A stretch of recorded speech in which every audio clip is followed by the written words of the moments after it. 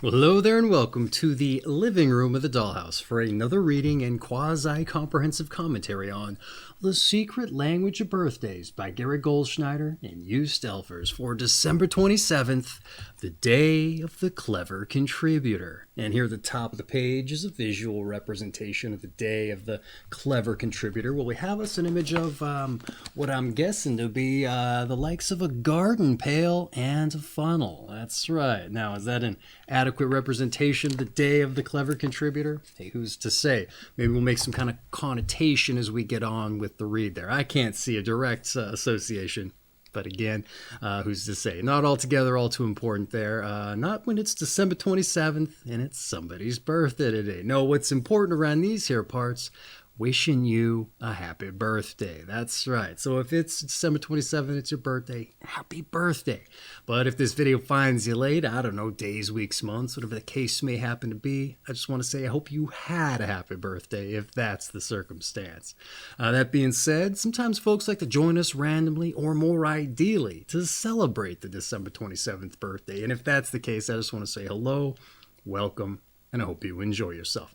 Now, before I get into the read direct, something I like to do around these here parts, and that's roll some dice. That's right. This is the DykASSt birthday broadcast, so I like to live up to the namesake by rolling some dice. But I do so more importantly for synchronicity's sake. That's right. And here I rolled a 3 and a 5, 4 and 8. That's right. Now, what is synchronicity? You're probably wondering. Well, my friends, a lot of times we get out in the world getting after the job or these errands that we got to run.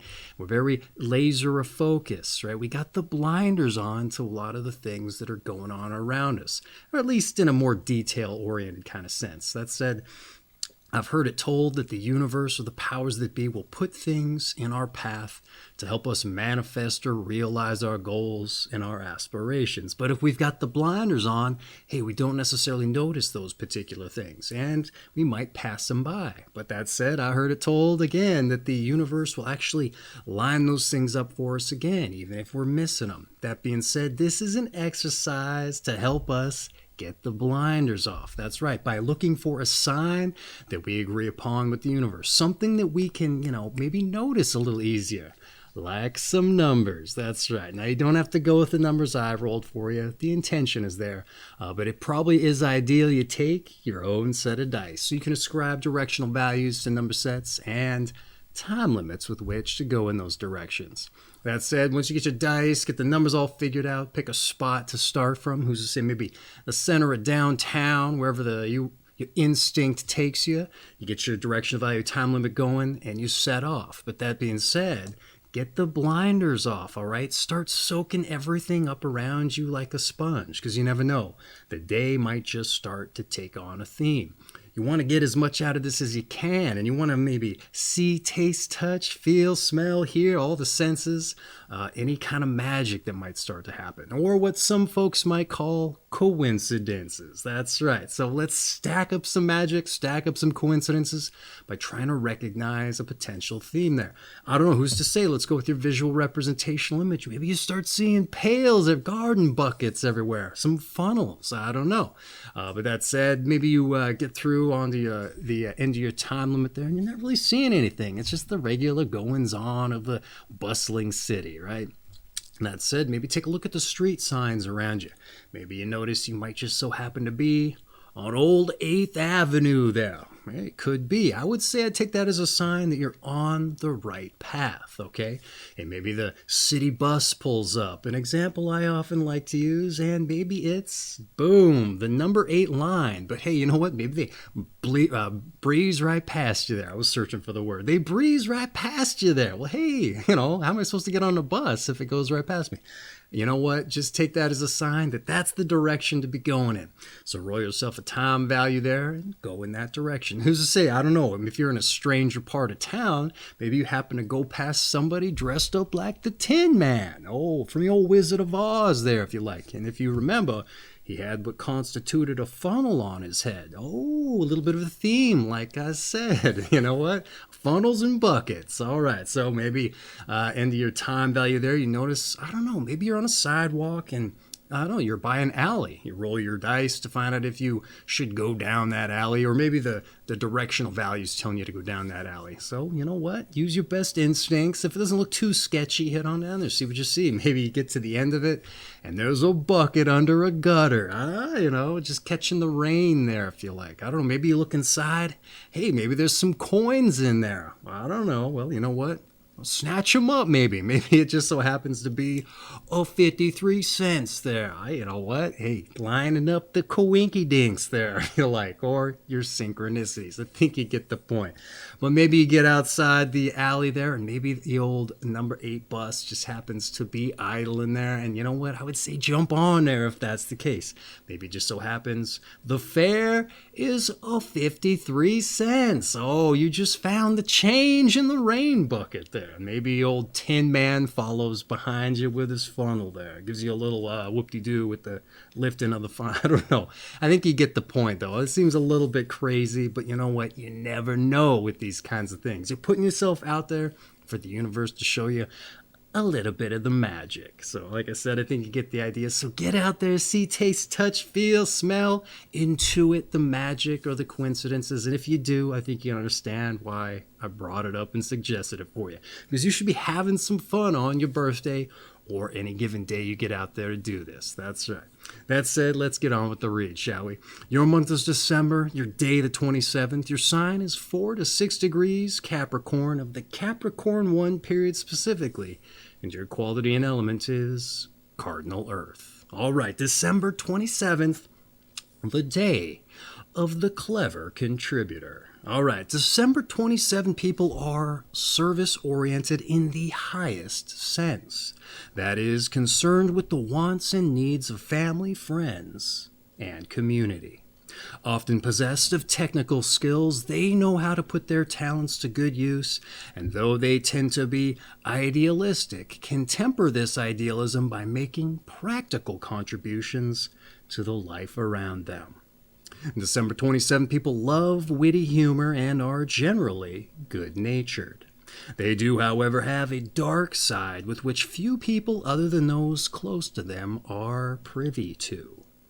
Their depth of emotion causes them to feel insults and rejection keenly, and they're capable of suffering in silence for years while internalizing their frustrations and aggressions.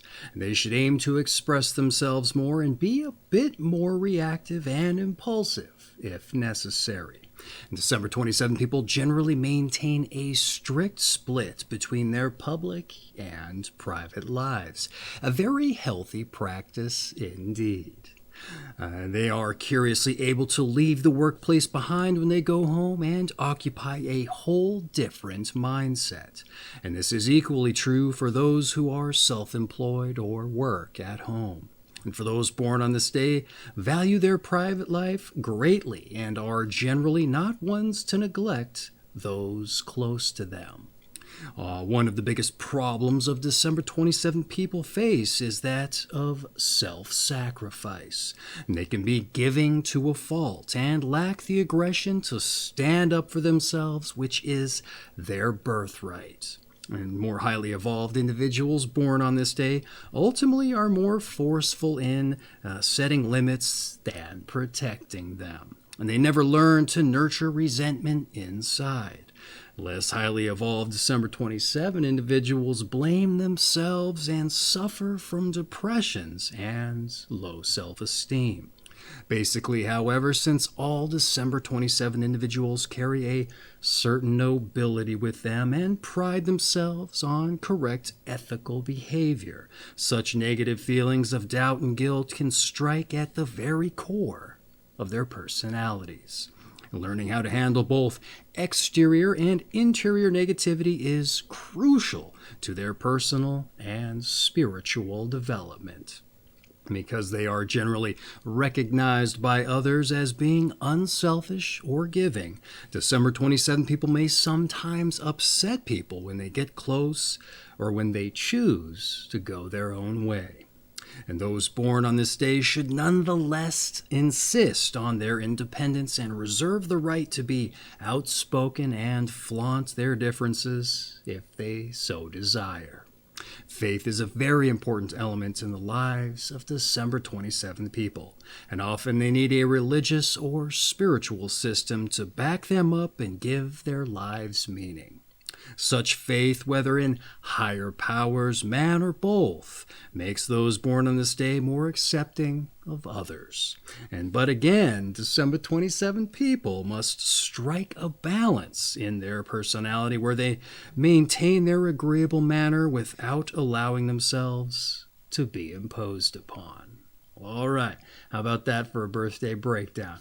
I would say it was somewhat narrow a focus, but from that, they really expanded it out in scope. It's been a little bit of a through line here for like the past week or so, when usually they would kind of round it out more and dive in more to like family, friends, maybe what the childhood was like a little bit and how that influenced things. But nonetheless, I would say there was still quite a bit of value in there. So that being said, I said at the top we would do a quasi-comprehensive commentary, so let's dive into some notes I took, all right? December 27, the day of the clever contributor. You're service-oriented in the highest sense, all right? And you're said to dedicate yourself to those you care about and are often blessed, not just with a technical prowess, but the know-how to put that knowledge and ability to good use, all right, which is often sorely lacking these days, I would argue. Though that might just be a general unwillingness on some people's part, who's to say. That said, the reading claims you may be a bit idealistic, all right, which they recommend tempering. You may have an affinity for humor and good nature, but also a dark side that only those close to you may be aware of. All of this to say you may suffer in a kind of silence due to frustration and internalized aggressions, all right, which must be particularly notable if it's being mentioned, all right? Because I would say that's something that probably applies to most folks writ large. But most folks don't get that little note there. That said, this is a somewhat common occurrence in so many days there. So perhaps take a little solace in knowing that you're not alone with that regard. What else we have here? Assuming it applies. That's right. So, but from the sound of things, you also have the ability to compartmentalize at least your public and your private life there, which is a rare quality. Okay, and it's also the first time I recall it being directly mentioned in the book.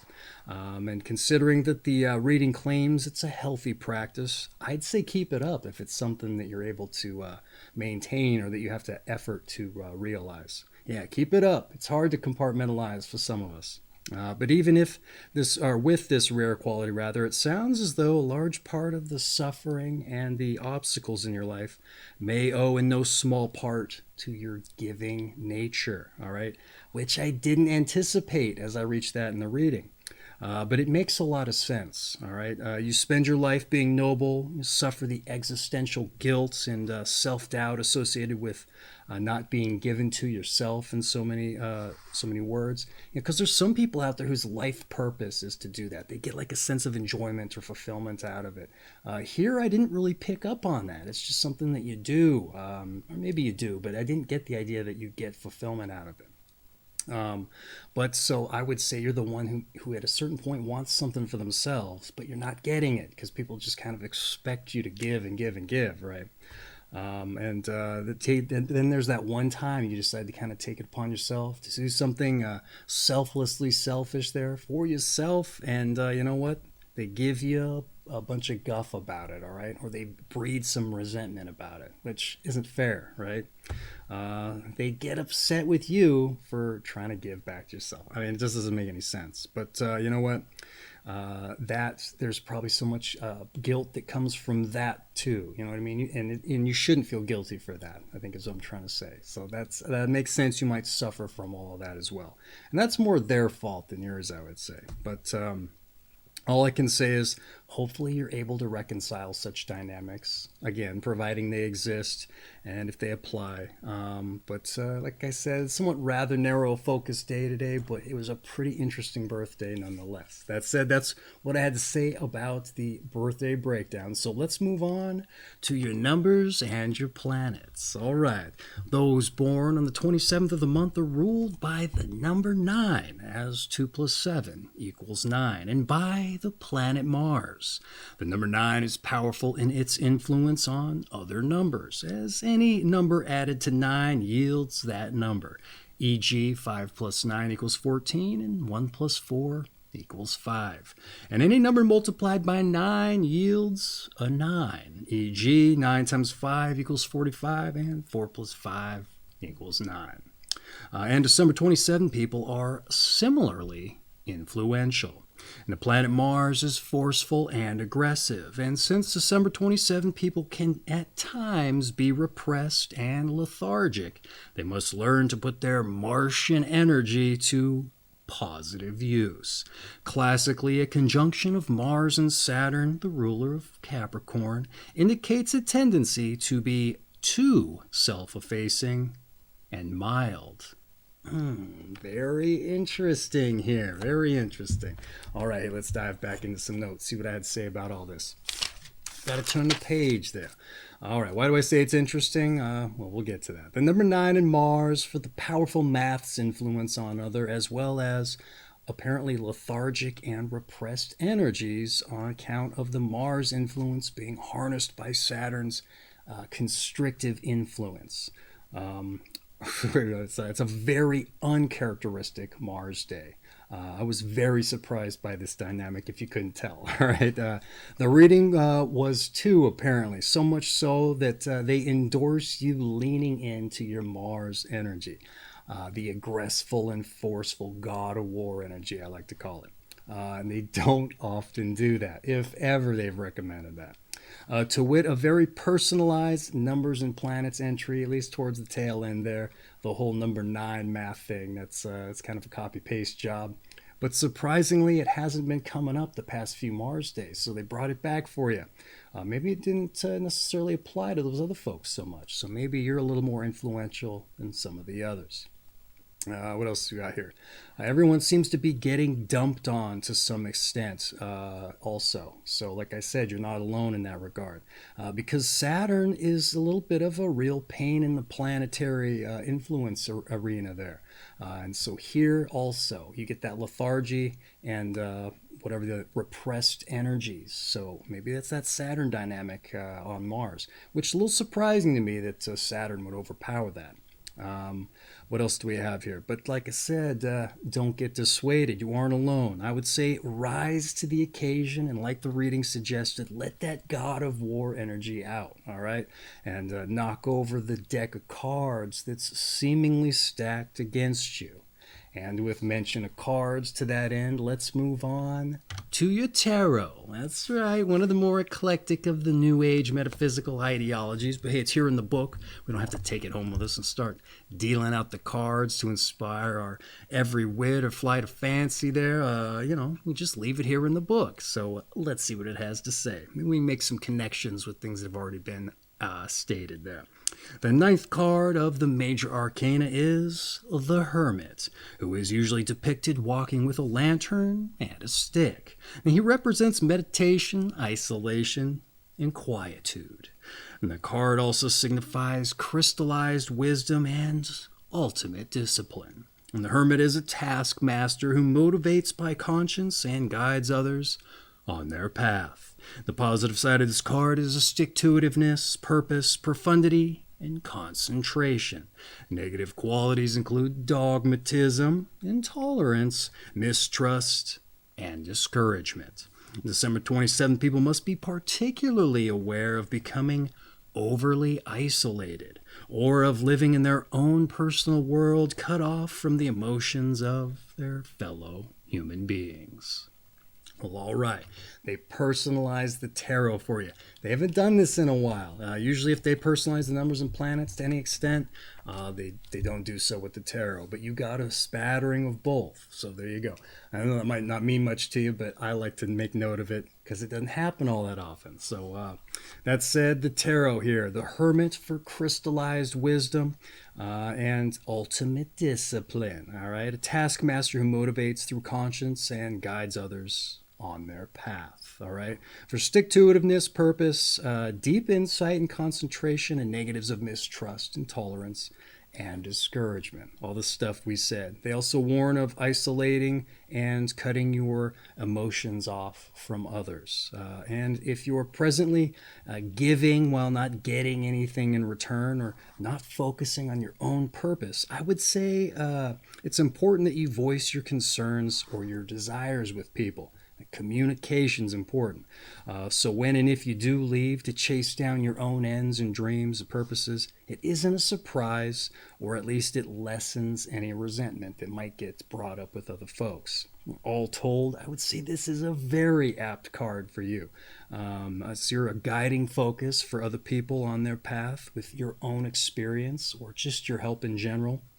But for sure, I can see those negatives they mentioned creeping in if the breakdown applies. That's right. So, and they also mentioned not to get cut off or isolated, all right, with negatives of intolerance, mistrust, and discouragement. That's right. So don't get discouraged, right? That said, that's what I had to say about the tarot. You got an apt card. There's been a few the past few days, kind of hard to make an association. That said, I think you got the idea. So let's move on to your health. All right, your health. Those born on December 27 may have emotional problems involving depression and frustration due to their overly self-sacrificing nature and difficulty in expressing aggression. Turning anger inside can often result in a paralysis of will. All activities which keep their energy flowing, exercise, a vibrant and varied diet, regular sexual expression with a loving partner, are crucial to their good mental health. December 27 people should adopt a diet that will not contribute to anteriosclerotic or thrombotic conditions rather. A diet low in fat, sodium, cholesterol, and sugar with regular portions of fresh fruits and lightly cooked vegetables is recommended. Lightly cooked, interesting. A sedentary occupation can be detrimental to their health, particularly if they do not obtain sufficient exercise. All right, oddly specific health entry today, I would say. But hey, let's before I start going over things I'm going to say here, let's dive into the notes. All right. They said emotional issues with depression and frustration associated with self-sacrifice. All right. Once again, they're really drilling down on it. Probably want you to hear something, I would argue, which may contribute to a paralysis of will. Very interesting term there. At least from your internalized anger that you're not letting out with your God of War energy that you should be drilling down on, they said. Also recommend, I missed something here. So what they recommend is also interesting, all right? Keep your energy flowing. I would say that's right, all right? So an exercise, a vibrant, varied diet, and sexual expression. More importantly, with a loving partner. All right. So why did they say that? I want to say, because I would say there's the communication facet. All right. It leads to a little bit of that pillow talk therapy, if you like, at least ostensibly. But all of that, just more importantly, for your mental well-being. All right. Warnings of thickening and hardening veins and blood clots. That's what those big college words were. Anteriosclerotic and thrombotic. So once again, the thickening of the veins and the blood clots. Hence the sodium / cholesterol free diet with lightly cooked vegetables and fruits focused diet recommended. And that's a first here to some extent, I would say, at least as far as I can recall, cholesterol free and etc. So that being said, maybe take note of that, because if it's something they don't rarely mention, I would say, hey, it might be of specific concern. How the stars dictate that, I have no idea. But that said, beware of all the sitting if you're in a sedentary lifestyle, right? Especially with the risk for blood clots.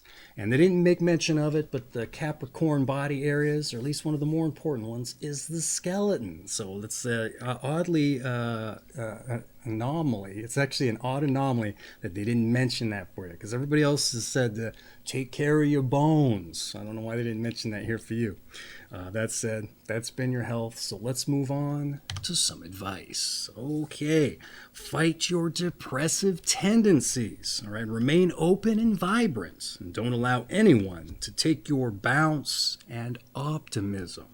Guard your positive thoughts and feelings, and continue to give, but demand something in return. And recognize your own worth. All right. Hey, I like this one here. Staking your own claim, I would say they're telling you to do. All right. What do I have to say about the advice? Fight your depression. All right. Once again, keep active and get stuff done. Okay. Even if you're depressed while doing it. Okay. At least you can then take away that you did something at the end of the day. And even if you're still down in the dumps, say, at least I got some chores done, or this or that, the other thing. Instead of laying in bed feeling like a sad sack. Though, you know what? Sometimes you just have to do it, I'd say. But take the tiny wins, all right? Hey, I got the chores done while I was feeling like trash. And now that that's all in the bag, hey, and I feel great, I don't have to do chores now. That's right. I call that something else. Voluntary dissonance, I think is what I call it. But, that's another video altogether. So you couple that with personal purpose and maintaining the optimism, like they said, or your bounce. Guarding your positive thoughts and feelings. I say depression is at least going to lessen or take a less dominant role, at least for the day that you're trying to bounce back from it. Consider giving yourself at least consider giving to yourself at least as selflessly as you do other people. All right, I think that'd be important. Recognize your worth, they said. You're well within your right to be selflessly selfish, okay? Especially if you give to others so selflessly, okay? When's it going to come your time, right? Well, maybe they don't give it to you, so you got to take it. I think they mentioned as much. If you're going to do so for yourself, you won't require it of others. That's right. You don't have to demand things if you're going out there and doing it for yourself. Demand's not even going to factor into it. But I think they say demand it because you're worth it. That's right. Especially if you're so given to other people. That being said, that's been your advice. So let's move on to your meditation. Oh, that's right. You get a meditation here. What's it say here? Laughter itself may be meaningless, but its effect on the soul, profound. All right. Interesting. One more time. Laughter itself may be meaningless, but its effect on the soul, profound. All right. There's your meditation in the garden pail, as it were. I'm not going to try to throw some spin or interpretation on it for you. It's your birthday. It's your meditation. I don't want to affect it for you. Or else what would be the point, right? It's for you to meditate on, if you like. That being said, your meditation having been relayed, let's move on to your strengths and your weaknesses. Let's see where you got the muscle mass and where you atrophied. All right. Your strengths, you're giving, you're noble, and you're devoted. All right. But your weaknesses, let's hold up the objective mirror and flip it to the side that blows up your face. Yeah, and shows off all the things maybe you're insecure about. That's right. Your weaknesses, if you like.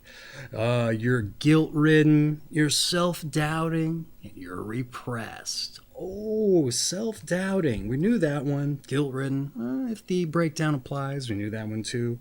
And repressed. They went over all that. So that's nothing new, all right? We already figured that out. That said, a lot of times I like to argue that your strengths are going to help you get over those weaknesses. You're giving, noble, and devoted. Hey, if you do those things and turn them inside on yourself, not just others, you're going to get over that guilt-ridden aspect and the self-doubt right along with it, and the repression. Hey, if you're exercising those things for yourself, you're going to express, right? I would argue that's the case. But that being said, too, I like to often argue that the weaknesses can also be strengths, just depending upon the situation. That said, guilt-ridden, self-doubt, and repressed, I don't necessarily know what situations those would be a strength in, but hey, I think the idea still applies. There's going to be some situation where those might help out. But that also being said, I also argue that not to get rid of them altogether, because they make us who we are. Maybe just temper them back a little bit. That's right. They're going to help shape your personality to some extent, I would say. Without the guilt, hey, you might not be as giving. There's an idea. I don't know. So maybe it's a strength in that regard. So, you can just look at it in those kinds of terms. But that being said, those have been your strengths and weaknesses. So let's turn to those born on this day. And when we get into those born on this day, what I like to do, not only see who shares your company, but look at it from the perspective of chasing down and figuring out our passions. Because too often in life, I get out and meet people and ask them what they do, and more importantly, if they like it, and they don't. And I think it's perfectly understandable. You get into a job right after school so that you can make ends meet, and maybe it just has nothing to do with anything we're interested in. And then over the years, we just start climbing the corporate ladder. It's something we're used to. It's something that's ostensibly easy, but at the very core of it, the fatal flaw is that there was nothing to do with what we might like to do. So I think this serves as a perfect opportunity to not only see who shares your company, but to see what they did and maybe draw some kind of inspiration from that, so that we can fuel the fires of our own self-endeavor. That's right. Trying to find something that we find fulfilling. Maybe eager to get out of bed in the morning to get after, because there's nothing like finding something that you're eager to get after and that you find fulfilling. Your passions, if you like. So yeah, let's turn to seeing who was born on this day with that in mind. And I know it's probably a hard sell to kind of take inspiration from something somebody else did, but maybe me putting the bug in your ear about it helps stir up the fires. So let's get into it. Those born on this day. And we start off with Louis Pasteur, the French biochemist and bacteriologist and the founder of preventative medicine, germ theory of disease, inoculation, and pasteurization. We also have William H. Masters. He was a sex therapist, a researcher with partner Virginia E. Johnson, and responsible for human sexual inadequacy. We also have Marlene Dietrich, a German-American film actress and icon, and entertained U.S. World War II troops. And films were banned in Germany, it says. We also have Giovanni Palestrina, Italian Renaissance composer of masses, motets, and madrigals. Not quite sure what those are. We have Jacques Bernoulli, 16th century Swiss mathematician, important calculus theorist, it says. We also have Gerard Depardieu, the French film actor. A lot of French folks today, folks. I'm going to mess up these names. Michel Piccoli, a French film actor. Oscar Levant, a pianist, composer, Gershwin performer, film actor, witty radio, TV personality, a writer of A Smattering of Ignorance. We also have Sidney Greenstreet, a film actor, Gutman in The Maltese Falcon. We also have Cyrus Eaton, an industrialist and financier, Henryk Jablonski, a Polish historian and politician. We also have Bogdan Suchodolski, Polish philosopher of Who is Man? A question mark there. Auguste Valence, a French anarchist who threw a bomb into the Chamber of Deputies in 1893 and was guillotined. And we also have Willem van Otterloo, a Dutch conductor and composer. We also have Charles H. Russell, Nevada governor, senator, and congressman. Charles Zuckmayer, a German-Swiss poet and playwright. And we also have Bunk Johnson, an early Dixieland jazz trumpeter. Conyers Middleton, a British 17th century philosophical controversial writer. And Arthur Murphy, an Irish 18th century playwright and writer. And finally, Bill Crow, a jazz bassist. All right, not a lot of names that I recognized, and to that end, I butchered a couple of them, so let's make up for that on my end. It's not done in malice, it's just hooked on phonics, doesn't always work for me. That being said, hey, I don't know if that's going to help you drum up any inspiration to find out your own passions. But like I said, maybe just putting the bug in your ear about it help you figure that out. Because if there's anything I can wish for you on your birthday, it's that you're driving after something that you're going to be eager to get after and that you find fulfillment in. That's right. With that being said, not a lot of names I recognized either. So that tells me that you have a place to carve out for yourself. And maybe if they were to ever republish this book, find your own place. That's right. I know it's probably not apt to happen, but hey, you know what? Trying to put a positive spin on it for you there. That being said, that essentially rounds out your birthday read. Except to say your season is winter, your sign once again is Capricorn, of the Capricorn I period specifically, and your quality and elements is Cardinal Earth. And what does that mean? Well, that's a different video altogether. I'll leave it at the end there for you if you're interested. But this has been December 27th, the day of the clever contributor. Don't know that we made a connotation with the bucket and the funnel, but hey, that's okay. Don't always do so. But this has been The Secret Language of Birthdays by Gary Goldschneider and you Stelfers. And I have an affiliate link for this book down in the description if you're interested in picking up a copy.